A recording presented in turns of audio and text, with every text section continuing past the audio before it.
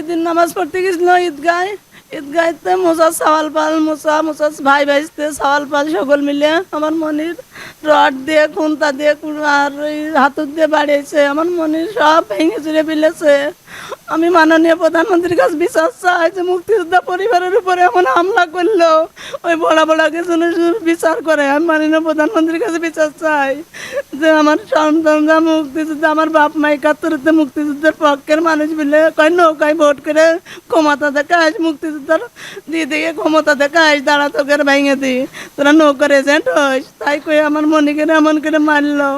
আমার মনি কোনো দিন কোনো অপরাধ আমার মনিরা করে না। আমাদের একটাই অপরাধ, আমরা নৌকায় নির্বাচন করি।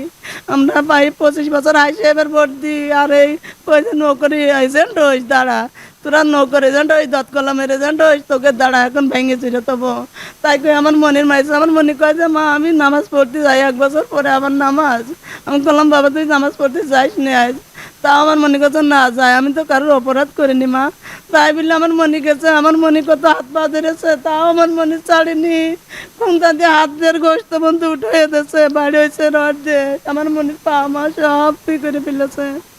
আমি প্রধানমন্ত্রীর কাছে আমি বিচার চাই যে মুক্তিযোদ্ধা শান্তি হয় কি আমাদের অপরাধ যে আমার এমন করে আমার মনি আমার স্বামী সন্তানদের মারলো।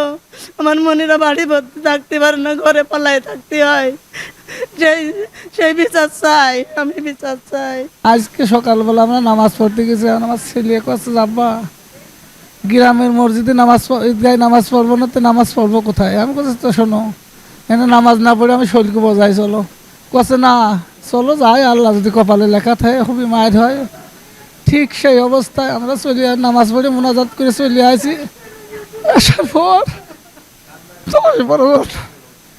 এমন বা একটা লোক ঠেকার মতো লোক, আমার ছেলে পানি খেতে চাইছে, কষ্ট উঠে কথা